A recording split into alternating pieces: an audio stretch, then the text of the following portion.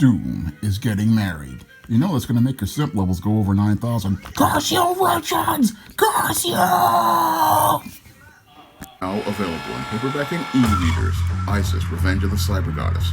The goddess next door takes on the threat of a deadly digital diva driven to destroy the world in this action-packed, all-new Isis series adventure. Get Isis, Revenge of the Cyber Goddess featuring a bonus pin-up and the other 2 books in the Cyber Goddess saga at online booksellers everywhere today.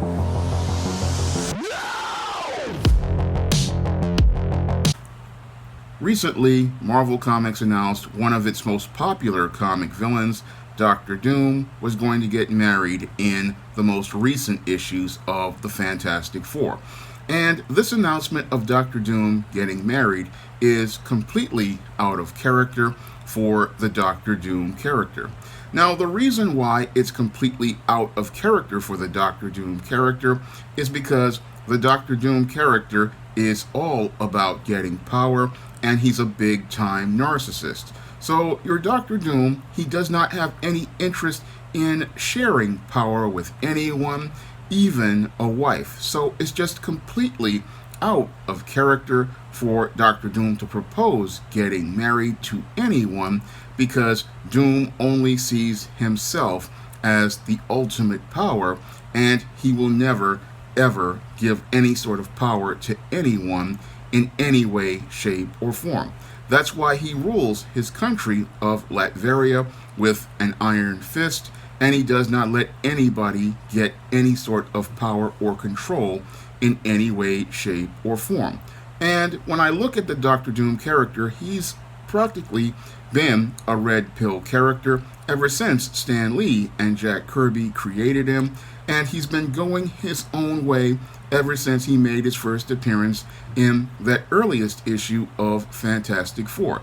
So why would Doctor Doom go out here and participate in a blue pill behavior like going out here and talking about getting married? That just makes absolutely no sense for longtime readers of the Fantastic Four who practically know the characters like the back of their hand.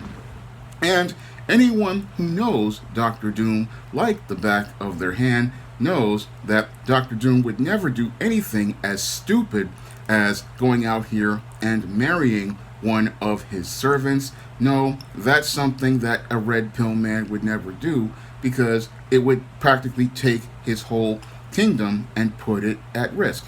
And that's not something Doctor Doom would ever do, marry one of his servants.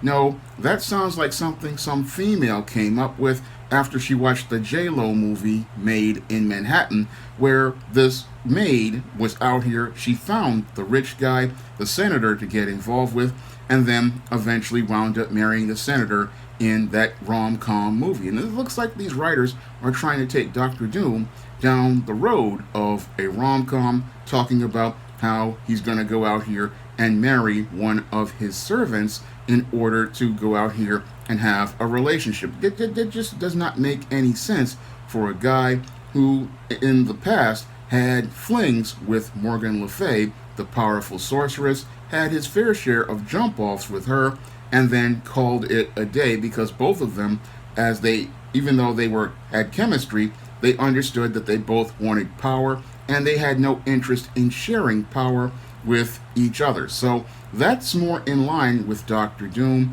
And when I think of Doctor Doom, I think about that episode of Avengers, Earth's Mightiest Heroes, where the Avengers tried to take on Doctor Doom. And in that animated episode of Avengers, Earth's Mightiest Heroes, about Doctor Doom, we saw how he was just ruthless about power, and he practically wiped the floor with the entire team of Avengers and just did not give a crap about anyone. So I just don't see your Doctor Doom ever wanting to even think about getting married, with him being the ruler of Latveria, having control of all the resources in that country, and having incredible powers as related to magic, and also being a master of technology. He's not really interested in sharing power with anyone. If anything, he's looking to gain more power economically and politically, because Doom's ultimate goal is to conquer the world. Now, there are some who would say, oh, Dr. Doom would marry a woman in order to bear him an heir.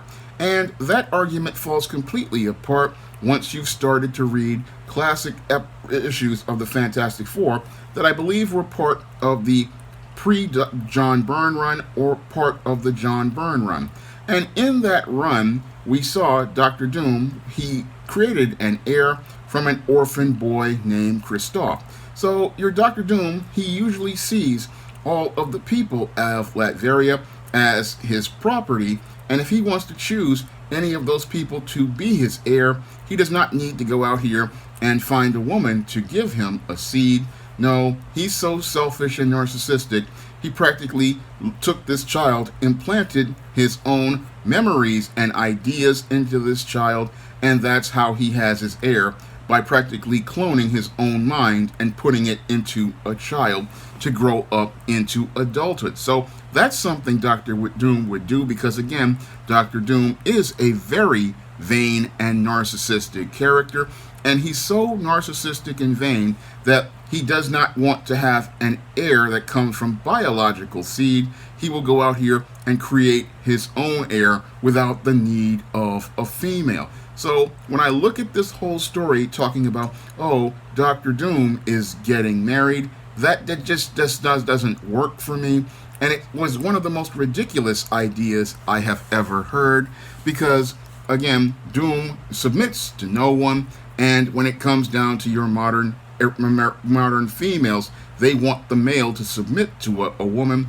And men like Dr. Doom just don't submit to anyone. They play by their own rules, they live by their own terms, and they go in a way that fits themselves. So when I listen to people at Marvel talking about Dr. Doom getting married, it's just showing me how effeminized Marvel is becoming, because just like the X-Men going out here and having a fashion show called the Hellfire Gala, you have Dr. Doom getting married, and that just shows a disturbing trend as related to these superhero comics, that they're becoming more and more effeminized, and the characters in them are being softened in order to appease most of the female editors who now work at Marvel Comics.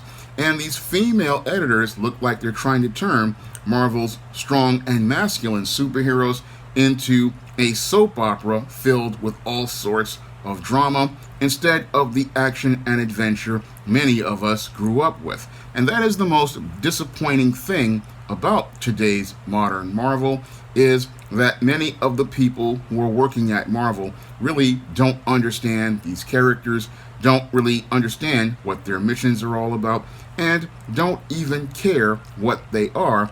They have no problem taking a very, very masculine alpha male character like Dr. Doom and turning him into a blue pill simp, because they think that this gimmick will get people's attention, but all it does is alienate readers from a Fantastic Four comic that has struggled over the years. And really, it's a sad thing because we saw clearly near perfect interpretations of Dr. Doom in infamous Iron Man and in his Dr. Doom miniseries. So there are people who are competent enough to write these characters, but sadly, you have people trying to push agendas and their own politics instead of giving us really well-crafted stories. Because to say, oh, Dr. Doom is going to get married, that's just completely out of character and does not fit the character, and any good editor would have pulled that writer's chain and let them know that no, you're not going to do this to the character, because this is going to do damage to the character and it's going to do damage to the overall brand of one of Marvel's most premier supervillains, and make it where we cannot be able to sell this character later on. That's what a good editor would do in this case, because they understand it's more important to preserve the character for another writer to work with. And if you have a series of bad stories, it makes it where this character starts to head down the road to becoming creatively totaled. And it would be sad to see the Dr. Doom character become creatively totaled by an incredibly bad series of writers, because he's one of the best villains Marvel ever created and one of the best villains in all of comic book history. So when I look at this whole storyline, it's just a really, really terrible one, and it really just shows me that we have the wrong people working at Marvel Comics, people who don't love the characters, people who don't love the stories, and people who don't want to build on the great legends that Stan Lee and Jack Kirby established over 60 years ago. Now, if you want to try my first comic, E-Steam No Good Deed, you can find that comic on Kindle for 99 cents on Amazon.com, and that comic is an action-packed fun story in the style of John Byrne's She-Hulk. And if you also want to try my other African-American fantasy stories, like the Isis series, the E-Steam series, the John Haynes series, and the books of the Spinsterella trilogy, you can find all those books on Amazon.com in paperback and Kindle format. That's all I have to say for this video. You can comment, rate, and subscribe. Now available in paperback and e-readers, John Haynes, Taking Care of Business. The man who rules the world breaks in a brand new partner to help him take care of business in this action-packed, all-new John Haynes series adventure. Get John Haynes, Taking Care of Business at paperback and e-readers at online booksellers everywhere.